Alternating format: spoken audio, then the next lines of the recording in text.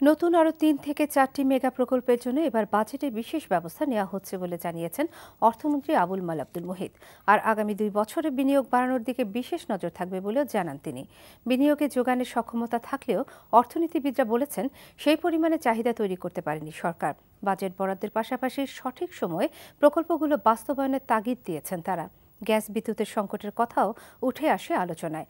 রাজধানীর একটি হোটেলে এনটিভি এবং এফবিসিসিআই এর যৌথ আয়োজনে কেমন বাজেট চাই অনুষ্ঠানে উঠে আসে এসব নির্দেশনা ও পরামর্শ।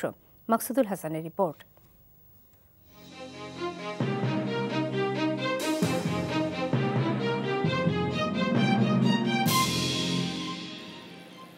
সুপ্রিয় দর্শক, আপনারা যেখানে আছেন আপনাদের প্রত্যেককে স্বাগত জানাচ্ছি আমাদের এই বিশেষ আয়োজন কেমন বাজেট চাই অনুষ্ঠানে। টানা নভেম্বরের মতো এই আয়োজনের আলোচনায় টানা অষ্টমবারের মতো দেশের বাজেট দিতে যাওয়া অর্থমন্ত্রীর কাছে তুলে ধরা হয় বাজেট নিয়ে প্রত্যাশা এবং চ্যালেঞ্জের বিভিন্ন চিত্র।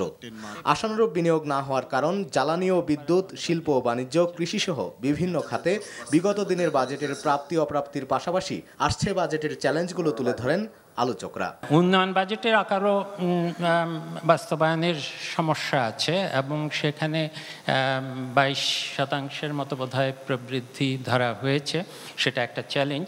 তবে যেই প্রেক্ষাপটে বাজেটটি তৈরি হয়েছে সেটি হলো অর্থনীতির সেই প্রেক্ষাপটটি হলো যে দেশে বিনিয়োগযোগ্য আর্থিক মূলধনের যোগান যা আছে সেই তুলনায় সেটা বিনিয়োগ করার মতো চাহিদা নেই।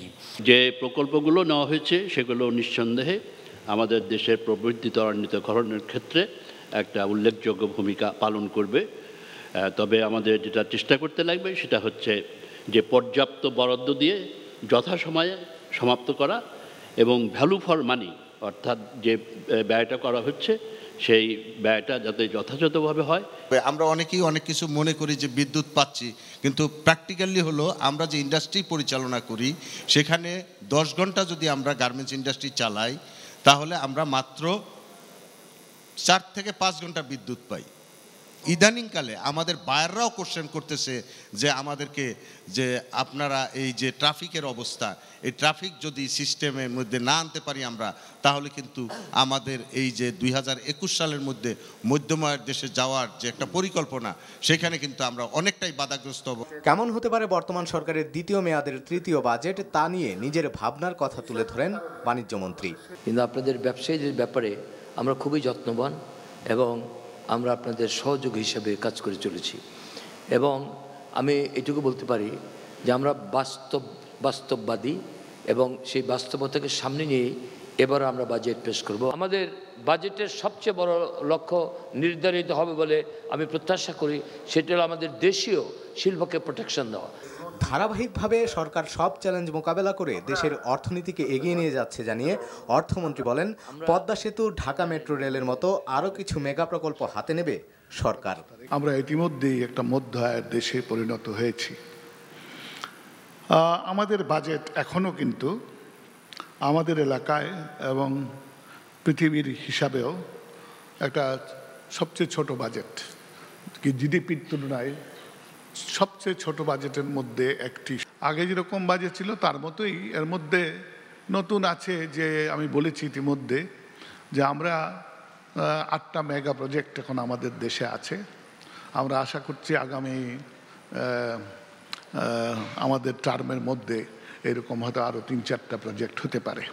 এই মেগা প্রজেক্টের জন্য আমরা একটা স্বতন্ত্র বাজেট দিচ্ছি। এটা মূল বাজেটের অংশ, কিন্তু এটাকে আলাদাভাবে একটা গুরুত্ব দেওয়ার জন্যে এটাকে অন্যভাবে উপস্থাপন করা হবে। এটি একটি পরিবর্তন এখানে। অর্থমন্ত্রী জানান, পোশাক শিল্পের পাশাপাশি চামড়া, আইটি, বিশেষ করে জাহাজ নির্মাণ শিল্পের প্রসারে নজর দিচ্ছে সরকার। বিনিয়োগ আকৃষ্ট করার জন্য সরকারের পক্ষ থেকে সহযোগিতা অব্যাহত থাকবে। সুদের হার আমি নির্ধারণ করি না, আমি বারবার বলি আমি নির্ধারণ করি না। সেটা যাতে সহজ হতে পারে সেটা আমরা অন্যভাবে ব্যবস্থা করি। মার্কেটটার এক্সপানশন, মার্কেটের রেগুলেশনস একটু কমানো ইত্যাদি ইত্যাদি, সেই সবভাবে আমরা সাহায্য করতে পারি, নির্ধারণ করি না। এবং সেইভাবেই এটা হয়েছে। কিন্তু আপনারাই সুদের হার কমিয়েছেন, মার্কেট কমিয়েছে, যারা ব্যাংকিং করে তারা কমিয়েছেন এবং যারা ব্যবসা করেন তারা দেখেছেন তাতে সুযোগ হচ্ছে, সুতরাং এটা কমেছে। এবং আমার বিশ্বাস যে এটা আপাতত বোধহয় এইখানেই থাকবে। এটা ইতিমধ্যেই 1 ডিজিটে প্রায় পৌঁছে গেছে, একটু একটু কয়েকটা রয়েছে এখনো, এটা 1 ডিজিটে পৌঁছে যাবে বলেই আমার মনে হয়। সেদিক দিয়ে আগামী 2 বছর আমার কাছে মনে হয় আমাদের বিনিয়োগের জন্য অত্যন্ত উত্তম সময়, এবং এই সময়টার সদ্ব্যবহার আমাদের করা অত্যন্ত প্রয়োজন বলে আমার মনে হয়। বাজেট আলোচনায় চট্টগ্রাম স্টুডিও থেকে উঠে আসে ঢাকা চট্টগ্রাম এক্সপ্রেসওয়ে নির্মাণ, বন্দরের আধুনিকায়ন ও গ্যাস বিদ্যুৎ সরবরাহ নিশ্চিত করার তাগিদ। কেমন বাজেট চাই অনুষ্ঠানে সরাসরি যুক্তরাষ্ট্রের নিউ ইয়র্ক স্টুডিও থেকে অংশ নেওয়া বিশেষজ্ঞরা বলেন, বিনিয়োগ আকৃষ্ট করতে সরকারকে আরও সুস্পষ্ট পরিকল্পনা নিতে হবে। আগামী 2 জুন জাতীয় সংসদে বাজেট পেশ করবেন অর্থমন্ত্রী। দেশের ইতিহাসে এটি হবে তার 10মবারের মতো বাজেট পেশ। Maksudul Hasan, NTV news, Dhaka.